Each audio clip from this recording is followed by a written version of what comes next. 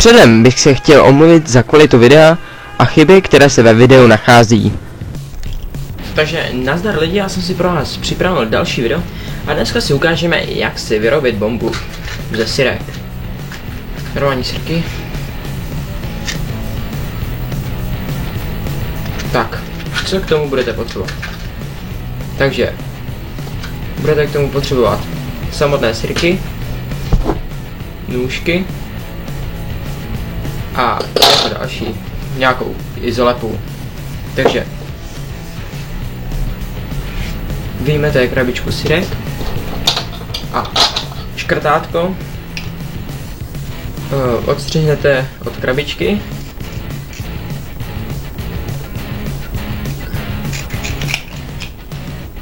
Je jedno úplně jak. Tak. Takže máme škrtátko. A škrtátko musíte fakt zastřihnout tak, aby bylo jenom to syrové pole. A to zastříhnu.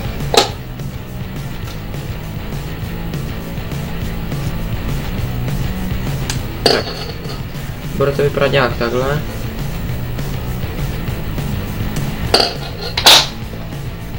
Já vám budu sbírat v průběhu toho videa ty odstřížky, protože nesnáším bordel, to je jedno.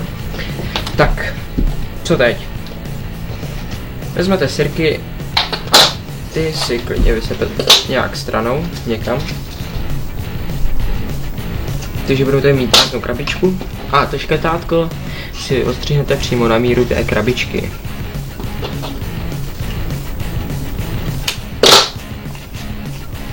Takže třeba nějak takhle. Tak, teď vezmete izolepu. Já jenom najdu ten konec.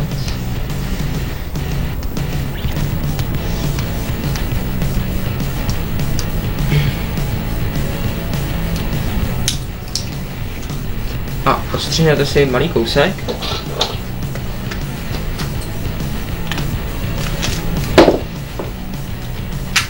Tak.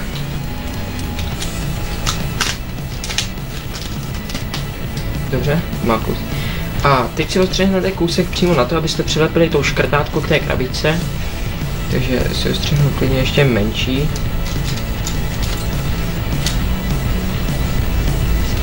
Tak a tenhle útržek teď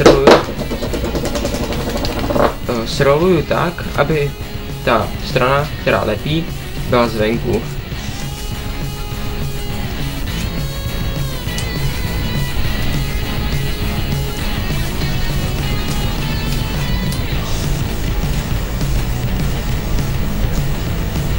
Tak, mám to tady, vidíte, lepí to. Teď vezmu to škrtátko a ze strany, kde není ta síra, přelepím takhle hezky ten váleček z té izolepy a přilepím to ke krabičce. Spíš do krabičky. Tak, teď nám to tam takhle bude držet hezky. Další věc, kterou uděláte, že vezmete ty syrky a vsunete to do této krabičky. Samozřejmě musíte tou stranou, kde ty syrky mají tu hlavičku k tomu škrtátku. Tak. Jedna syrka obráceně byla pro štěstí, tak já ji otočím zpátky. Teď můžete krásně vidět, jaký jsem nebyl, že jsem nalil jednu hnědou. Tak teď, že to bude vypadat asi nějak takhle. Tak, a co teď? Tady můžete vidět, že se ty syrky prostě třepou se, jo. A to prostě k tomu dojít nemůže. Takže vezmete kousek krabičky a klidně odstřihnete malý, já odstřihnu tu stranu. A teď odstřihnete kousek a ten kousek by se měl akorát vyjít do té krabičky zase, jo. Takže nějak takhle se tam jako vyjde, jo. Takže uděláte teď to, že tohle ohnete na půl.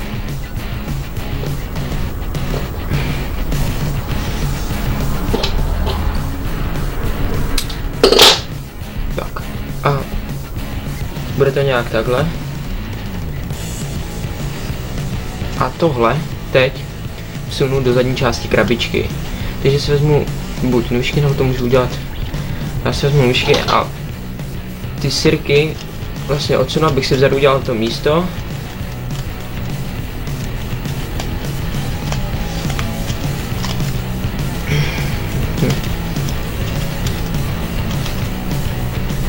A tam, kde je to místo, vsunu ten zobáček, který ty sirky napne. Jo, nějak takhle to bude vypadat. Ale jestli se budou třeba pořád, tak klidně uděláme další proužek. Klidně větší.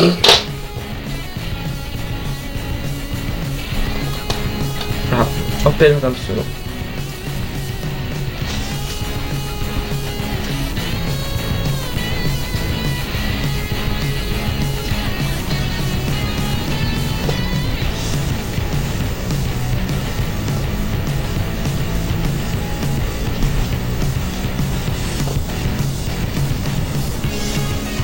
A pokud to nebude zase držet, tak klidně můžete vzít další proužek. Op. Jo, takže já to tam teď mám takhle. Tady jsou hlavičky sýry, je můžete tam vidět jednu je hnědou, což je určitě schválně, protože ta syrka je rebel. Tak, teď buď vezmete zbytek tohodle a vlastně teď máme vlastně celý základ hotový. Jediné, co teď stačí, tak vzít izolepu a buď to oblepit, nebo můžete vzít další část krabičky, vložit to takhle přes to a oblepit to dokola. Já teda tady mám tady izolepu, děkuju za svému sponzorovi v uvozovkách DJ Epicovi. A já to teda teď oblepím, takže k tomu přiložím k tomu tu zbylou část té krabičky, jo. Fakt je lepší dělat to širší izolepou, protože za prvé to bude rychlejší a za druhé není s tím pak tolik práce jako s tou kratší.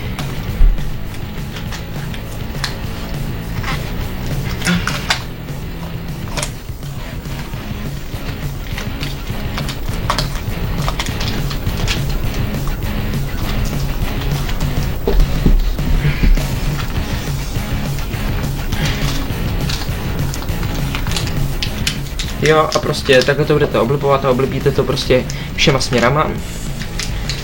Tak tady teda budu zatím oblepovat, jenom vám ještě chci říct to, že když to budete dělat, tak je fakt důležité oblepit všechny rohy stejně, protože jakmile ten jeden roh bude méně oblepený, tak ten tlak, který se vytvoří tím zapálením těch syrových hlaviček, vlastně unikne tou cestou, kde nejmenší odpor, což bude ta část, kde jste to málo oblepili, takže to hlavně zasyčí jenom. Jinak úspěch této vyrobené bomby poznáte tak, že to doslova vybouchne. Něco jako petarda. Nebude to pištět ani syčet, ale je pravda, že se to občas může stát. Takže pokud se vám to stane, tak klidně můžete zkusit vyrobit další. Není to tak náročné jak na peníze, tak na výrobu bych řekl taky, že ne. Si vemte, že budete potřebovat jenom nůžky, které koupíte za nějakých 15 korun. Budete potřebovat izolepu, no. Když si budete chtít tu širší, tak to bude sice trošku dražší, nějak do 25 korun. Dále sirky, ty vám snad teda prodají 2 koruny, jedna krabička stojí. A vy teda jednu tu bombičku můžete vyrobit z jedné krabičky syrek, to jsem si ještě tady nezmínil. Takže je to celkem výhodná záležitost. Hlavně je to teda pro kluky, řekl bych. Možná existují na světě holky, které se zabývají teda pyrotechnikou. Je by to možná bavilo. Já to tady odstřihnu. Zarovnám to zase tady z té strany.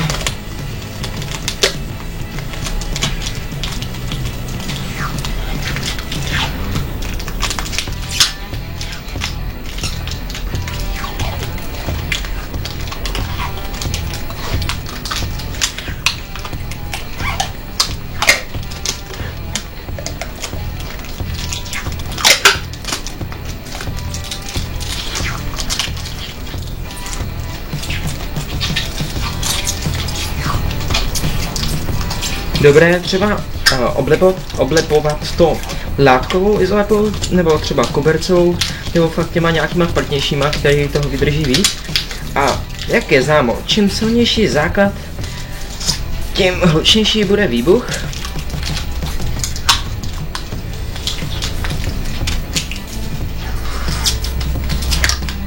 Hlavně se to budu snažit teď dobře utahovat.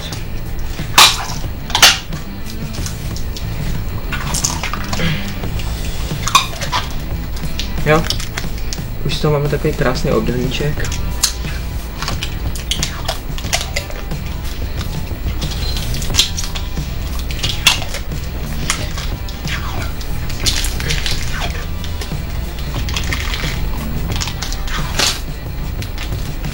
Jinak, ještě bych chtěl zmínit, fakt buďte opatrný při výrobě tohoto nenáročného výrobku, jelikož kdyby se s tím stalo něco, snad teda nestane, například kdyby se vám to omylem spadlo na zem, nebo jste omylem zatlačili na hlavičku syrek, aby se vám to náhodou neškrtlo od toho škrtátku, který tam je, tak fakt byste se mohli jenom modlit, aby to zasvištělo a nevybouchlo. To je to fakt jenom jediné, co na tohle náročný, je fakt tohoto s tou izolepou.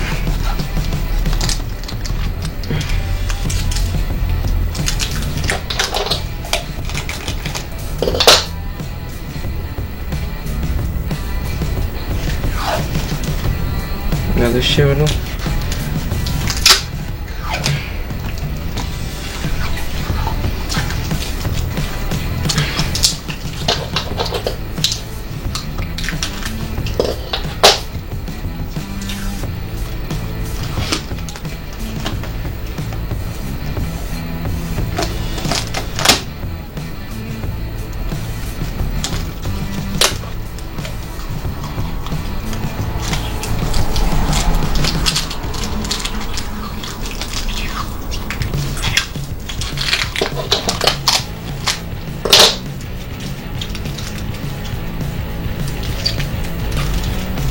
Tak už to jako bude hotový ještě naposledy.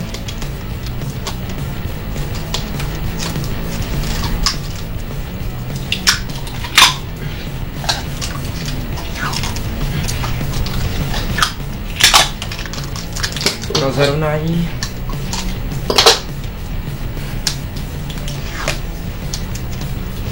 To je jen, aby to hezky vypadalo.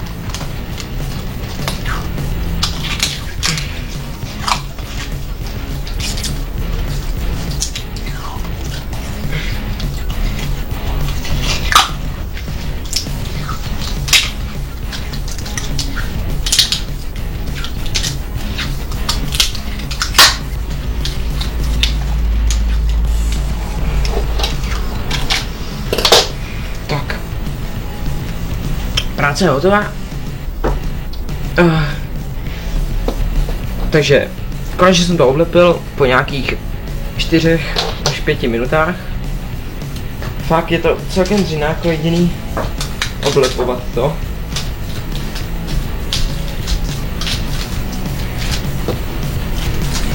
Takže to konečně mám hotový asi teď. No. Mě bolí nohy z toho už. Takže máme to teda hotový. A teď jenom abych ještě vysvětlil nakonec, jak to funguje. Takže hlavičky syrek, vlastně, které zůstaly teoreticky v té krabičce, se škrtnou o škrtátko, které jsme odstříhali a přilepili ke stěně zevnitř vlastně té krabičky. Vlastně vy, když to pevně zalepíte, tak tam uděláte takový utěsněný prostor a jediné, co zbývá pak, je vlastně tuto bombu aktivovat, buď na ní silně dupnout, což já osobně nedoporučuji, anebo s tím šlehnout prostě pořádně o zem. Tím vlastně, jak s tím šlehnete o zem, ty hlavičky těch syrek se škrtnou o škrtátko, jako když normálně zapalujete syrku, a jak je tam celá krabička, tak se rozhoří všechny, vytvoří se tlak a ten tlak ujde nejrychlejší cestou, což bude mít ten zvukový efekt.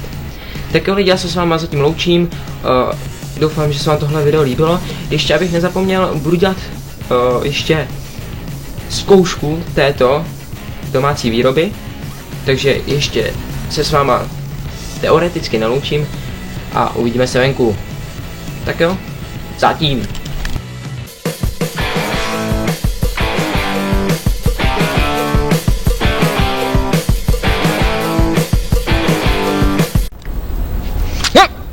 Čus, vítám vás zpět a vrhneme se tedy na zkoušku domácí výroby.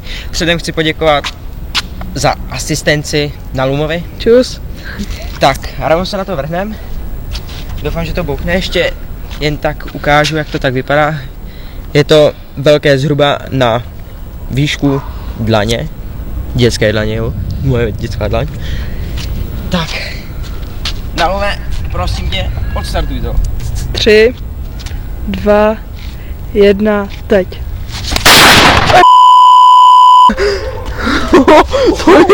To je libově.